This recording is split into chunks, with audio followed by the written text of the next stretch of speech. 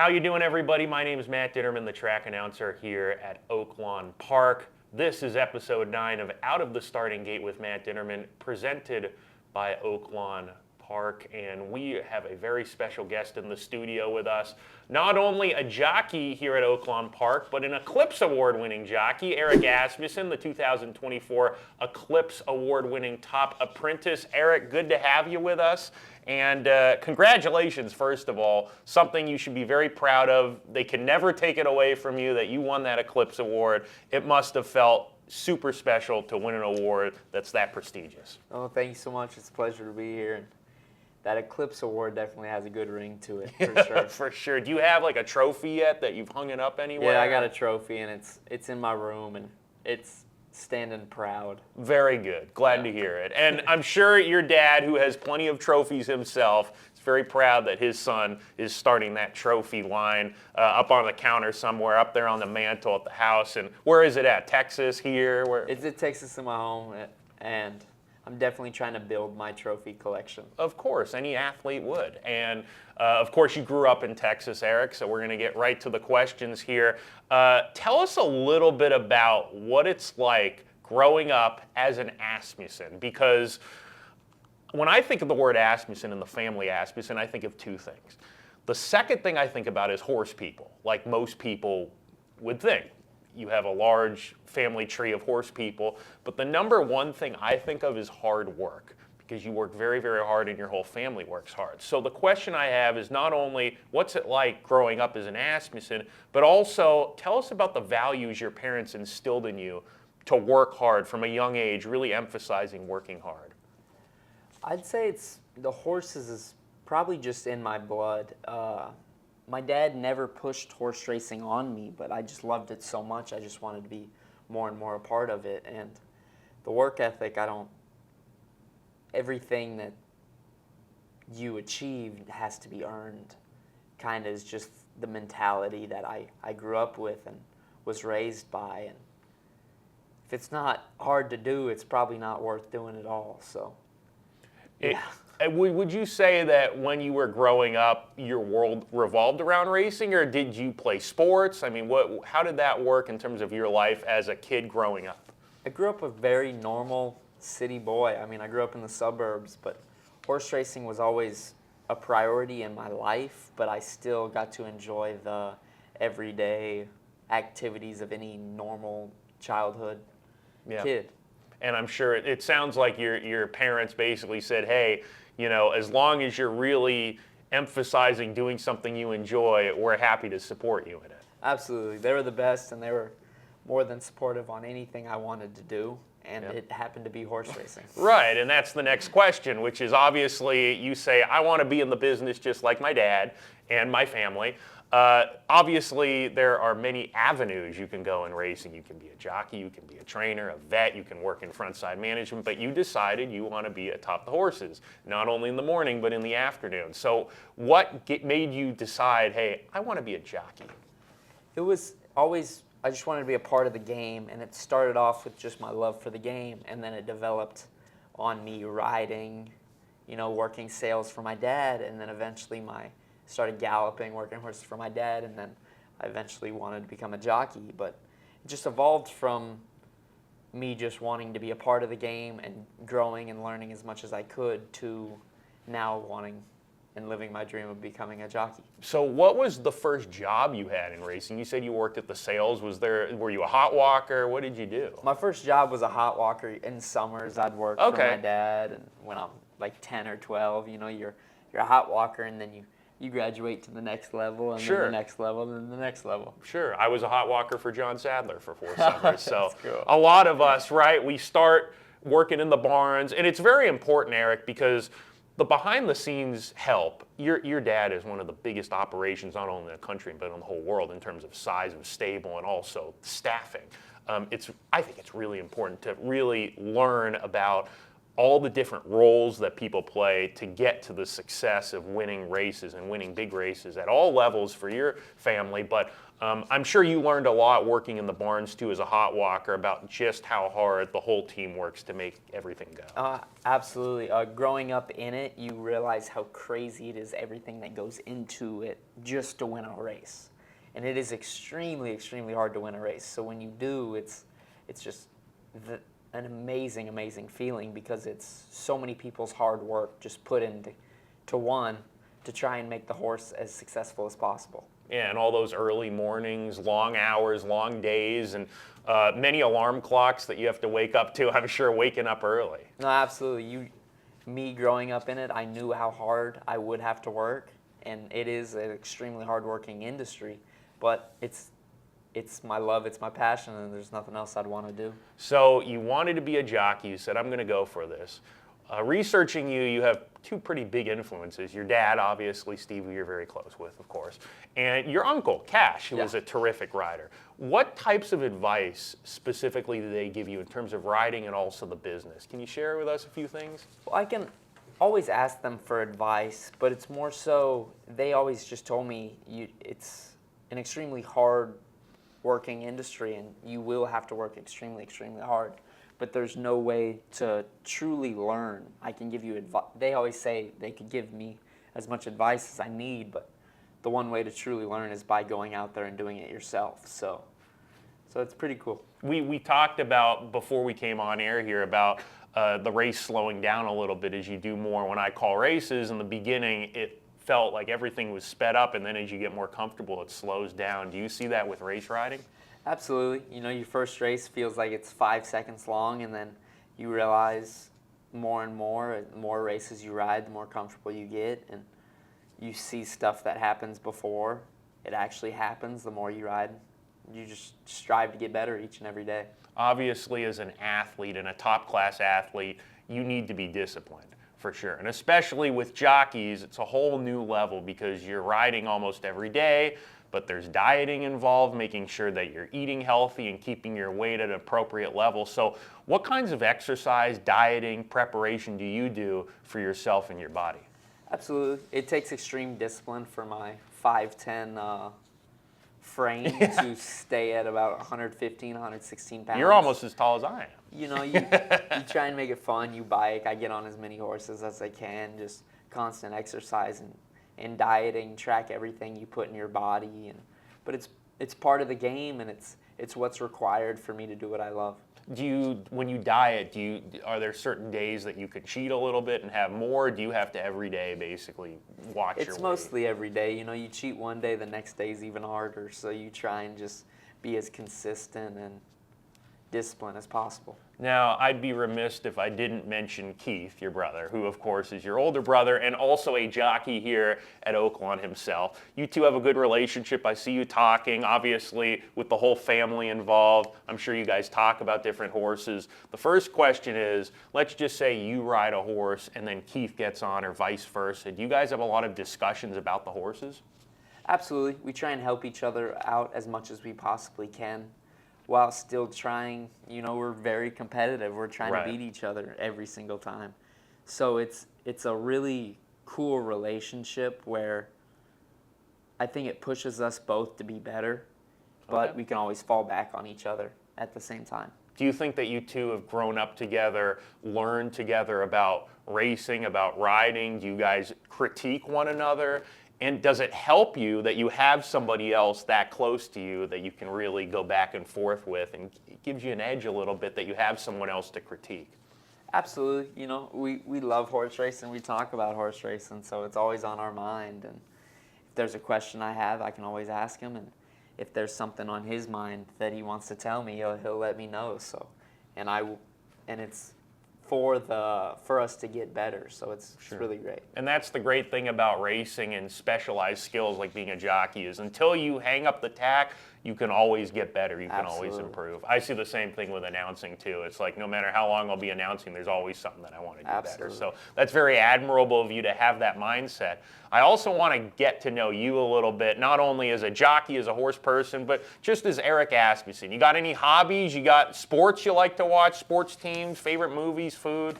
Give us a rundown of what It's funny, you like. you kind of have hobbies to try and not think about horse racing. Right, for sure. Because like your priority, your number one is horse racing. So you try and have different stuff that kind of distracts you from it Right. for kind of a break, but it's horse racing all the time. Yeah. Do you like the Cowboys? You're from Texas. Yeah, Cowboys fan, sadly. But Yeah, you guys need to get that Super Bowl win here. We're still waiting on that. I don't like It's to been a talk while. about that too much, but yeah. Do you have a favorite sport outside of racing, like that you watch? You know, you love to watch football. I used to play basketball growing up. Okay. Played all the sports growing up, but horse racing is definitely number one. It's always at the core, for sure. And it sounds like it always will be. Have you ever thought about, I know hopefully this is a long ways away, but have you ever thought about what you would do once you do hang up the tack, or are you just so focused on riding that you'll worry about that when you cross that bridge? Of course you think about it. You know, training is a very cool part of the game, and broadcasting, who knows? Okay. Love to talk about horse racing, love to be a part of it, and that door will open down the Sure. road somewhere, but I know I like to be riding right now. That's great. And you have improved leaps and bounds since I've gotten here, even just in December, I can tell. So it's constant process of getting better, being comfortable, and you're getting practice here in the broadcast studio. So Yeah. I think you've got a future at it if you decide down the road. So maybe one day we'll be sitting on the desk together. Oh, perfect. Yeah, But thank you. I hope for your sake it's not until a long time away, because I know you love to ride. Yes, absolutely. The good news about this interview is now we get to do the fun part, which is talk about horses here. We're going to talk to you about a few horses. You won your first graded stake, right, this past weekend with Booth. So congratulations. That must have been a great feeling. We're going to take a look at this replay on the screen here. Booth, this race, Erik, and you rode him in the Commodore Overnight, this looked like a carbon copy of the Commodore Overnight winning the Whitmore Stakes. Tell us about your trip and what you felt underneath you. Well, he ran so big 3 weeks earlier, and he broke so sharp the 3 weeks earlier, where I kind of want to just go back to what worked. You know, you hope you break as good, and kudos to the horse, but he broke as sharp as he did, and I mean, he was so comfortable throughout the race and relaxed, and you go 45-1, I believe it was, and you feel like you're just going so easy and relaxed, where I knew they were really going to have to catch me. Obviously, we were worried about his bouncing off his lifetime best 3 weeks earlier, but when he broke that sharp again, I was extremely confident that he was going to run his race again. And he ran very, very well, and clearly 6 furlongs is what he wants to do, and clearly you fit him like a glove too, so I'll give you credit on that one. He clearly runs under you. He got a 107 buyer wheeling back in just 3 weeks, so congratulations on the first graded stakes. Now we're going to start looking towards grade 2s and maybe grade 1s down the line. So Yeah. There's always something, you're Absolutely. looking forward. Need to work on the trophy collection. For sure. And luckily, Erik, you had a 3-win day on Saturday. We have something called up and comers here on this show. We talk about horses that are up and coming. And you were on one of them. She's a Dreamer, an Arkansas bred from the Texas stable of Terry Eoff. Got a 69 buyer here, broke her maiden last time out. Here's the up-and-comer as you take a look on the screen. We'll have a couple others later on in the show, but we'll start with She's a Dreamer. She's number 5 in this race. The Asmussen Exacta here. Keith ran second with Queen Mallard. So I'm sure you got bragging rights for the day. You got to finish ahead of your big brother there. But She's a Dreamer. Tell us about her, because her last 2 races have been very good. Yeah, she, just super blessed from the Eoffs to give me the opportunity on a super nice Archie bred filly. They shipped her up, and she's been extremely straightforward, and she's done everything I've asked of her, and she's obviously a very talented Arkansas bred filly, and I'm very excited to ride her in the 3-year-old stake. That'll be the Rainbow Miss. That's a good segue to that. She probably will be one of the favorites in the Rainbow Miss, I would imagine. So Erik's got a live one in the Arkansas bred stakes division for sure. You know all of your dad's horses, huh? It's not just the ones at Oaklawn and where you ride. You're going to Texas later on today to work some horses. So I'm going to ask you about a horse who's a very, very nice horse, Disarm, who ran here on Friday, and we're going to take a look at this replay here. Disarm, obviously won with class. Erik ran 3rd in the Grade 1 Jockey Club Gold Cup. He got a 96 buyer here off a layoff, defeating Grade 2 place Bendu, who also ran 6th in the Grade 1 Dubai World Cup in 2023. You weren't on this horse, Keith was. Tell me your reaction watching this race, what you thought of his effort off the layoff here. Oh, he ran huge. You know, we've always had an extreme belief and confidence in this horse. He went through my grandpa's program. We broke him at El Primero as a yearling, and he's always been one of our favorites. He's a son of gun runner, gorgeous, gorgeous horse, and we've just always had a huge belief that he is a grade 1 caliber horse. And for him to run so good off the layoff, and just, it was a great stepping stone for the year he's capable of having. Disarm, likely to see him next time in a stake race. I'm not going out on a limb when I say that, but we'll see him in a nice graded stake. And it's good because these gun runners, I know you were around gun runner because your dad trained gun runner. They tend to, just like their dad, improve with time. So that's very encouraging. Absolutely. Just you can never have enough gun runners in the barn.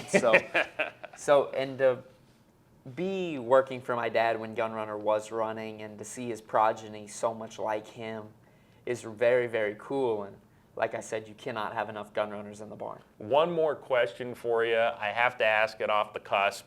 Is there a favorite horse that you've either ridden or been around? I know there are a lot to choose from, but I'm going to ask you that one. Jalen Journey was a starter 5 horse. I remember him. Used to ride.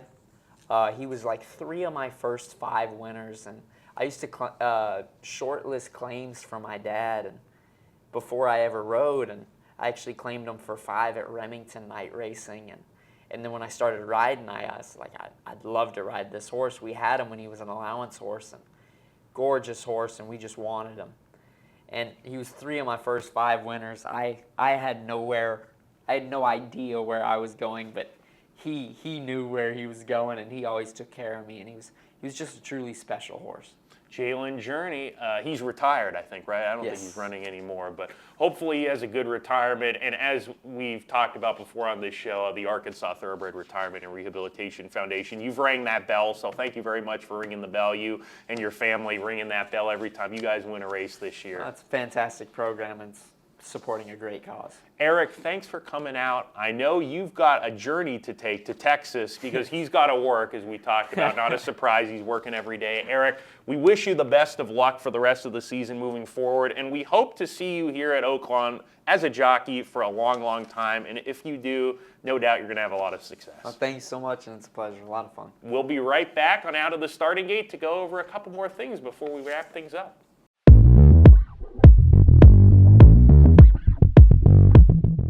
It was great to have Erik Asmussen on the desk, and hopefully you viewers out there learned a little more about Erik. I sure did. Erik, a very nice guy who works really hard.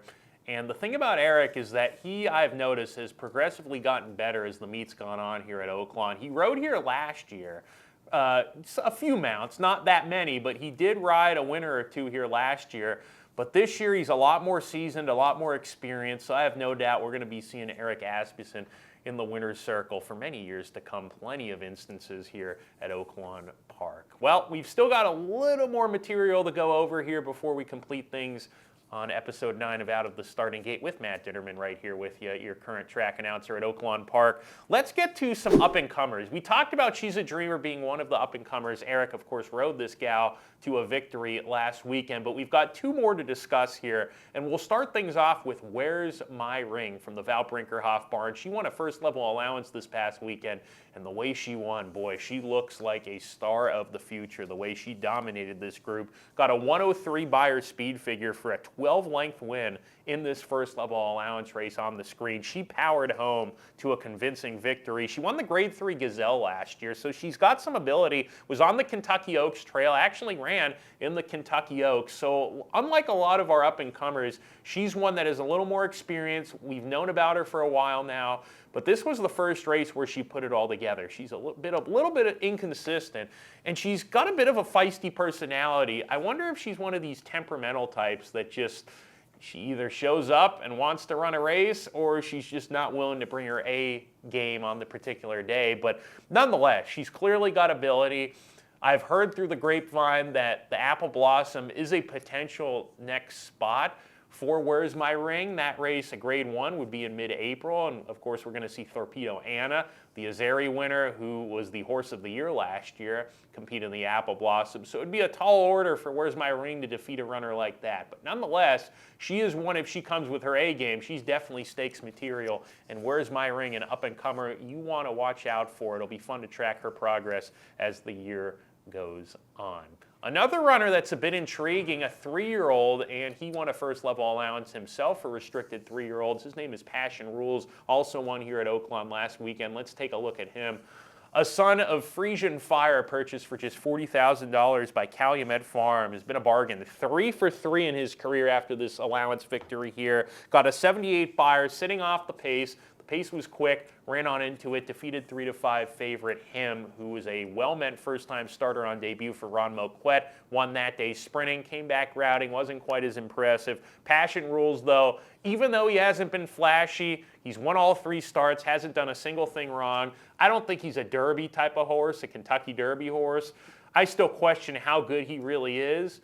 That said, he hasn't done anything wrong, and he is 3 for 3. So he is one that we are also going to look at for down the road. His name, Passion Rules, from the Brad Cox barn, our second up-and-comer that we mentioned on this segment. So we talked about 3 of them in total this episode. She's a Dreamer, could see her in the Rainbow Mist. Passion Rules, I'm sure a stakes race is possible for him next, possibly the Bathhouse Row here later on in the meet. And then Where's My Ring, a potential Apple Blossom candidate who, of course, was dominant in victory in that allowance condition this past weekend. So those are our 3 up-and-comers.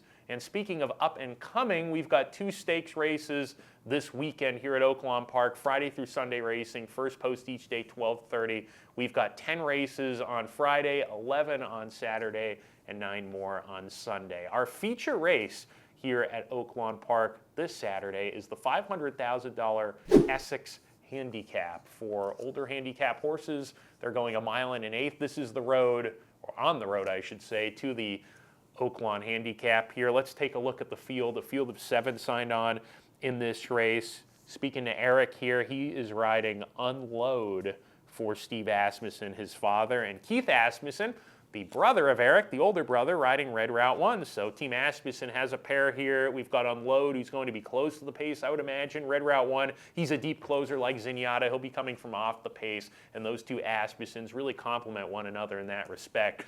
However the pace sort of unfolds here, you've got one that can be close, one that's going to come from the back, so it'll be interesting there. Those are 2 Asmussen trainees, part of the field of 7.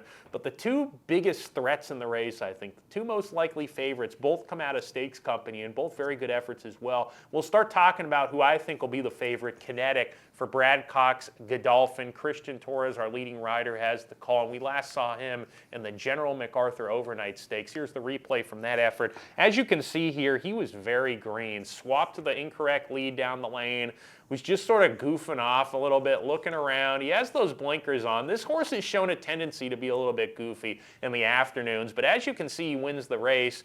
Sort of waiting on horses here. The other contenders in the race, they were professional. They were running as hard as they could, and they just couldn't get by this horse. So that tells you how much ability this horse has, given how goofy he's been, and he's still able to produce these good races.